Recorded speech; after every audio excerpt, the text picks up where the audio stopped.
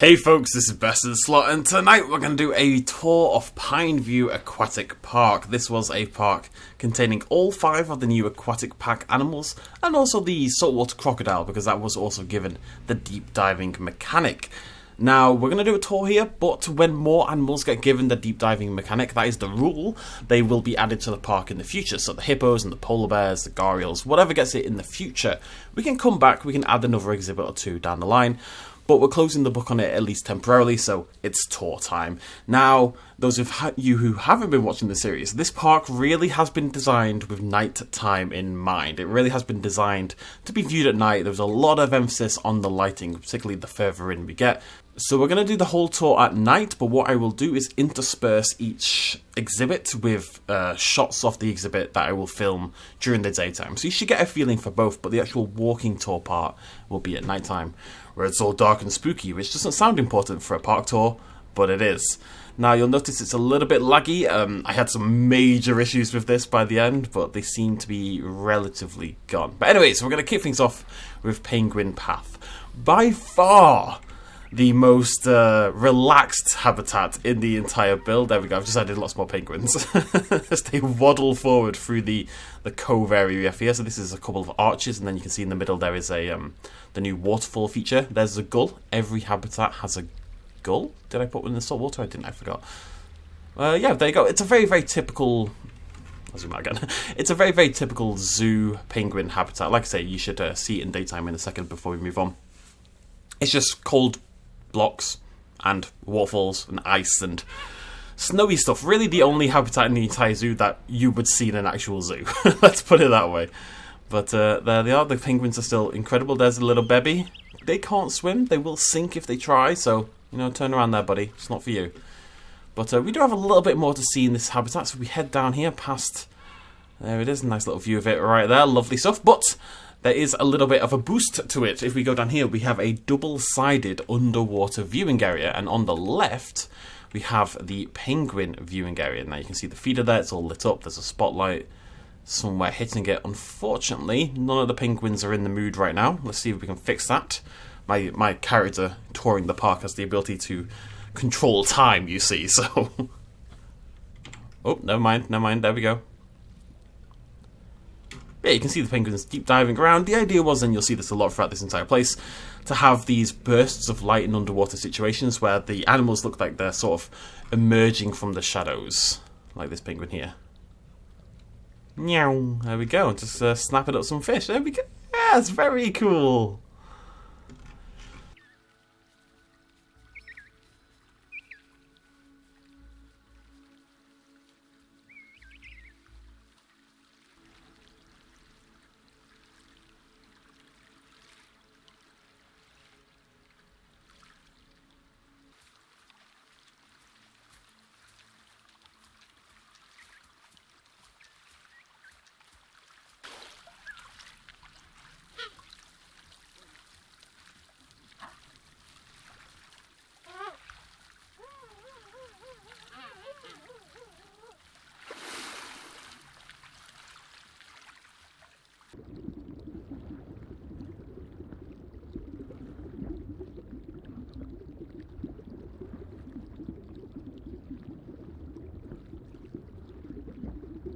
Okay, and whilst we're here, we shall turn to the other side, and over here we have the deep diving portion for the grey seal habitat, the next habitat on our list. And I prefer the ground here, it's a lot more interesting to look at.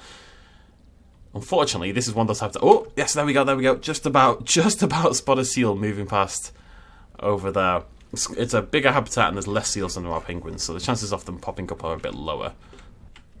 For whatever reason, the keeper doesn't want to fill this feeder, but we can still see the seals swimming in and out of the area, popping around, and when the feeder is active, they will swoop down and gather up some fish. Now, just before we head up to land, there is something else you might be able to spot in the water over there. The inspiration for this exhibit was kind of Lovecraftian, kind of like Innsmouth, the town of Innsmouth, that was in a few books and stuff like that. And the idea was of this sort of rain-addled little town that had a deep, dark secret. And that deep, dark secret is Cthulhu, lives in the water. So if we just walk forward, there he is. That's our Lovecraftian creature sort of emerging from the depths with lots of beautiful colours. The seals are always very intrigued and get nicely lit up by the various spotlights making the spookiness, but I can't actually seem to walk any closer. There we go. There you go. That's my Lovecraftian monster. Let's move away from that nice and quickly. Can I get back up? Yes, but it's not going to look pretty. There we go. Right, so let's go check out the exhibit for real. So this is... Things start to get a little bit themed, but I'm really happy with this one. So we head up here. There we go. We can see we're here at Seal Bay. Need some alliteration there, like Seal... God knows what. Seal Bay. And if we turn to the right, you see we've got like a boardwalk area over here and a big box in it for God knows what reason. Lots of stones. And we have a lighthouse that I built myself. I was very proud of it. I'm not good with buildings, not my speciality, but we did build a lighthouse with a big old spotlight pouring out there across the entire habitat. And we can walk around this corner past our little Seal Bay sign. We can very quickly get rid of that maybe. Can't seem to move the baby seal. I think it's because these aren't all connected. But either way, there's our... I went for a very classical look for the pier, you know, kind of just boardwalks, piers, whatever you want to call them, kind of area. So a lot of wood on the ground, and then this kind of covered, painted, moulded iron for the fencing and for the edges of the benches and for the lampposts and stuff like that. And it kind of just looks out upon the pier and our lighthouse and our, indeed, our seals. There you go. Bouncing away, and they can travel all the way down here. There's not really any reason to, but some of them do like to wander down the pier, the pier little thing every now and again. Up the hoko. There's a little baby. Again, I'll show you some daytime stuff, and we shall move on to the next habitat.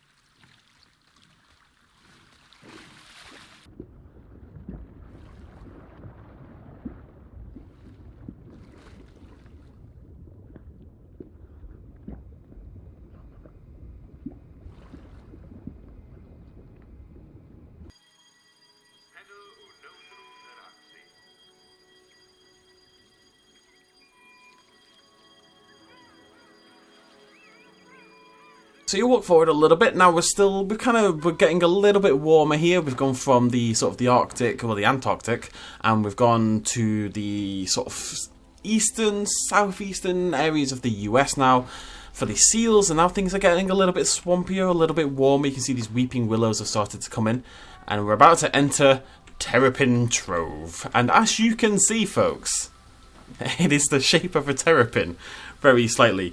I really wanted to make the terrapins, because they're, you know, exhibit animals, just a little bit more interesting than they usually would be. And that meant building lots of stupid things. So, we've got our big fake terrapin with its nice warm lighting underneath in its terrapin belly. As we head forward, we have our first thing over here, and it's a little talk station kind of thing. So there's water dripping over here. If you imagine that as a big screen, you know, like when you go to a museum or something, and you'd walk into like a little dark side room and it would play a film, like a 5-minute film on history or just various different topics. Probably history is a museum, right? This is the same idea. So the talk would rotate every 5 minutes. You'd sit on this little bench here, you'd sit down, and if you imagine that whole backdrop being a TV screen, it would rotate through the movie over and over again, and you'd sit here and be terrified by the gull and watch your little film. Over here at the front, we have a little fact file about Diamondback Terrapins laying eggs, and this little thing here, this would be, again, same kind of idea at a museum or a zoo or something, and you'd have a... It's just fake eggs, basically, is what it is. So you can see they're on the little pillar, they've got like a basking lamp hanging over them, and the idea is that kids can come up and sort of touch what the terrapin eggs would look like. Maybe the middle one would be animatronic and open up to reveal little fake terrapin, stuff like that. Obviously none of that actually works, but that was the idea. And on the right hand side, the actual terrapins, kind of important. So because we have only one aquatic exhibit animal, and we wanted a way to mix them up at least a little bit. So we have babies, juveniles, and adults. And the idea is, of course, that you would be able to see the various life stages of the terrapins by looking into these different enclosures. Now, obviously, that's not how it works in reality. They all look like ghosts, because I can't see any of them. Let me just find one terrapin. Just one terrapin is all I need. Oh, there we go. Hello, buddy. So this would be one of our adults, looking adorable. Hello. Anyways, so yeah, you'd come in, you'd learn about the babies, and you'd learn about the juveniles, and you'd learn about the adults. This here is where my obsession with different coloured lights started, and would continue until the rest of the build. Let's go check the rest of it out.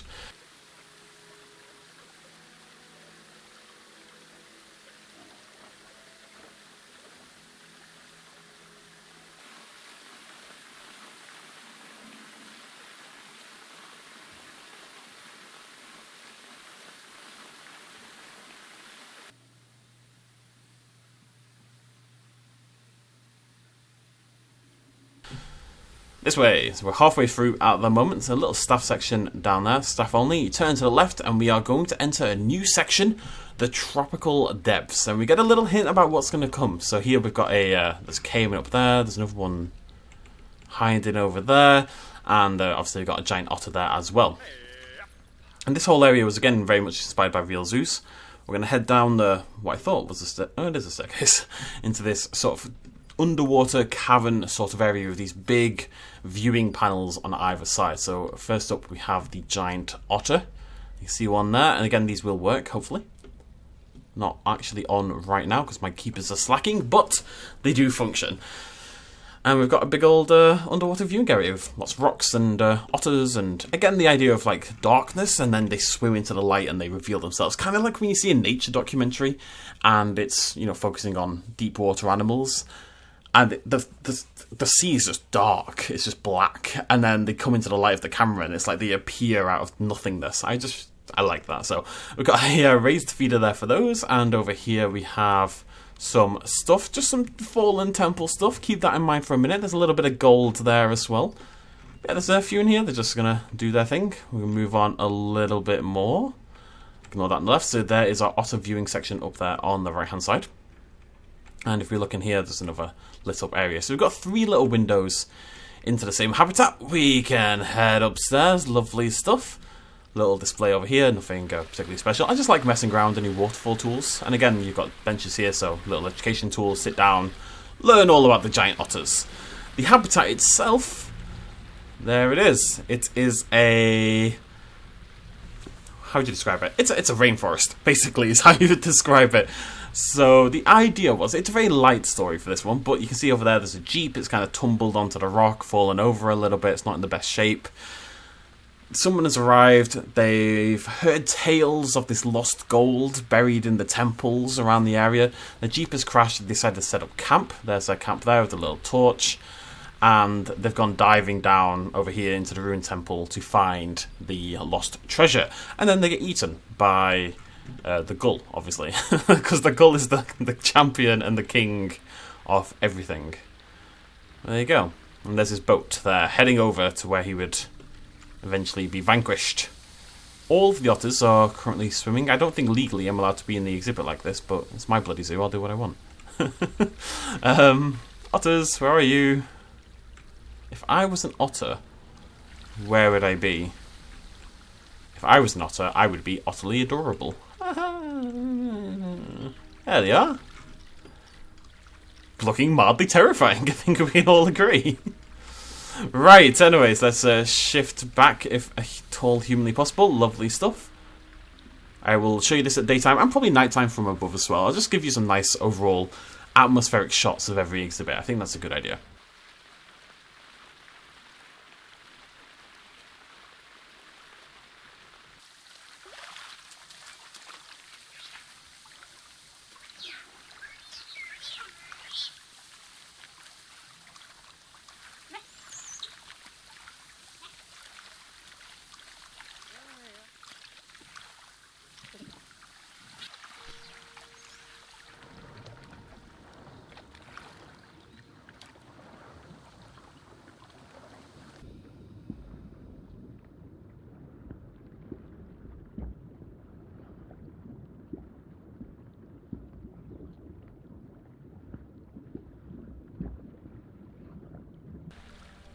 Moving on, so with the otters out of the way, we're going to move on to the caiman habitat, which is over here. And this is my personal favourite of the bunch. This is probably the coolest thing I've ever done in Planet Zoo, so prepare yourselves.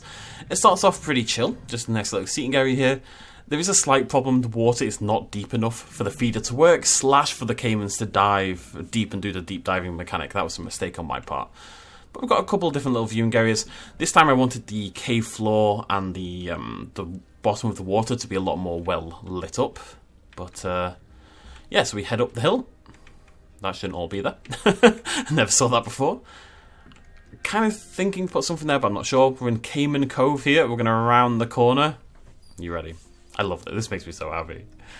And there's a story for this one as well, of course. There it is. There's Cayman Cavern, we're going to call it. Cayman Caverns, we're going to call it going forward. Little chill seating areas, educational things, but really the main story is this in the middle. I spent a very, very long time working on the lighting for this habitat, in case you can't tell. There's about 7 different lights used to build this whole situation in the middle. And the idea, of course, is that this is, you know, this deep, dark cavern.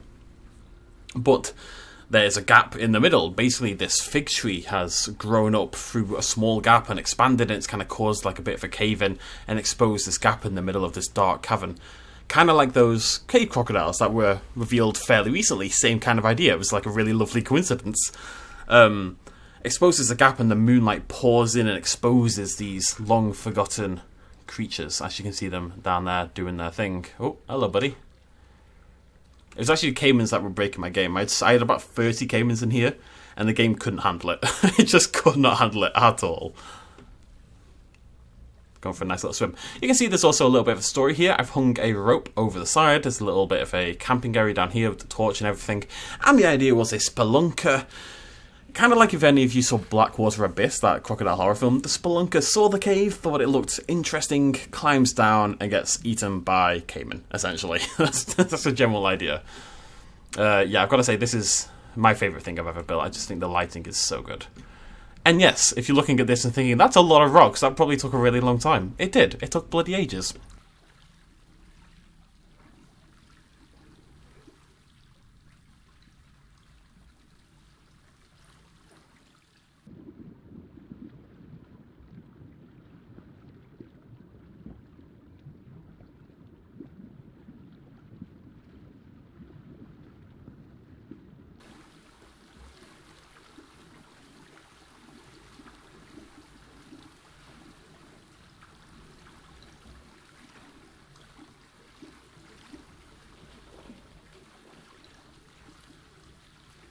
Right, let's move on. We have one more habitat. Calm down, buddy. One more habitat left to go. Emerging out. We've got another staff-only section. I should use the other sign. There's the jeep that the spelunker arrived in. It's nice to tell little stories, you know? Speaking of little stories, we have another one over here. So we're going to enter the Saltwater Swamp. This was the longest build in the entire park for a reason you'll see in about 4 seconds. 1, 2, 3, 4. There we go. So Saltwater Swamp contains underneath it a fully working underwater tunnel. You do get that little bit of an effect, but that's okay if you want to look at it without. There you go. But it is an underwater tunnel. Guests will actually walk along this path. Before they all got annihilated because they were breaking my park, I tested out and it does in fact work. It's really, really cool. So we have a swamp environment. I'll show you it from above in a little bit. But the idea is you just walk through the tunnel. Of course, we've got lit up feeding areas as per usual. Lots of little lights down here. Trying to light up the area so people don't, you know, die. But also not blind people and ruin the effect on the glass. Now, there are quite a few crocodiles in here, so it'd be nice to see one. Just one crocodile would be pretty baller, I think. Hello.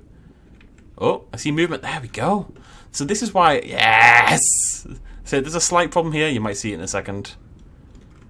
This is exactly what I wanted though. When I thought of this idea about having you walk under the swamp in this like underwater tunnel, that is a unit. That guy's huge. Look at the size of him. What the hell? It's absolutely gigantic. That is a monster. What's going on? I don't think I've ever seen a croc in this game so big. Yeah, they like to jump on top of the lily pads. It's a bit weird. But that image, like right there, that kind of side-weaving black shadow above your head is very much what I envisioned when I came up with this idea of having a... Oh, it's just so good of having a swampy like tunnel under the water, basically. I'll show you quickly from the actual outside. There you go. There's the watery tunnel. This might be my favourite exhibit. I love the lighting in the other one, but this just makes me very happy. I mean, that looks... yeah, whatever. Where's my croc gone? There it is! So they'll swim around. There's quite a few of them in here. They'll just pop around. They will use the feeders if the feeders ever bloody work. Let's walk forward a little bit. There is some stuff to show you up there as well, which I'll show you in just a second. And there's another feeder. Again, the feeders have been mainly the only areas lit up, just so... you know, you can see the crocs in particular when they're feeding. It should stick out, but there's some lights elsewhere as well, so you never lose them entirely. And what's this? It looks like a docks of some form. I wonder what it could be. Ooh, exciting. Anyways, that's our tunnel area. Nice and simple to build. Check out another shout out to 8-Bit Josh on YouTube. He's got a really good tutorial on how to build these. Super duper easy, although a little bit finicky, it must be said.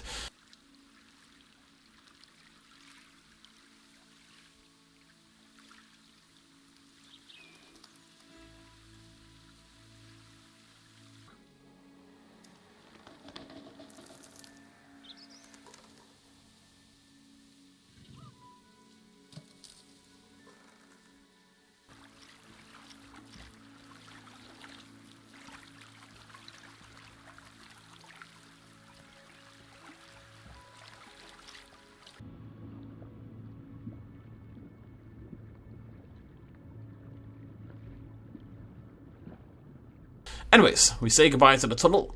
It'd be nice if it could stay like this colour, but the water was still watery texture kind of thing, you know what I mean? But you can only have one or the other. It's either all clear or it's all watery. I think all watery is better build. And that, ladies and gentlemen, is Pineview Aquatic Park. That is the end of the tour. So I'm going to show you some stuff at night time nice and quickly, and then we'll be done. So let's go over here first of all, because you didn't see this at all. This is really just for me, but there we go. So I basically, initially the idea behind this, let's do it from over there. Initially the idea was for this habitat to be based a little bit off Lake Placid, which is one of my favourite films of all time. Just an FYI if you're first time watching me, I really like films where animals eat people. It's like a thing for me. Anyways. So inspired a little bit by Lake Placid, and in Lake Placid there's this elderly woman who lives in a little hut by the water, and she goes and she feeds the crocodiles, and that's where they're getting their food from. And that's, you know, why the crocodiles get so big, and that's why they are the way they are. So that was the initial idea, but then I was browsing on Pinterest, which I use for some inspiration, and I saw this artwork someone had done, this really nice swampy artwork. And it had this glowing hut. So I thought, you know what, maybe the woman feeding the crocodiles is a swamp witch. And so that's what she became. She became a swamp witch.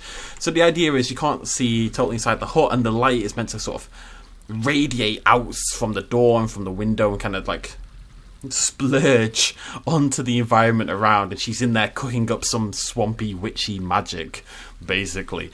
And then of course the torch itself at the end of the pier as well is bright and shiny and green and like got that fell energy kind of thing to it, you know.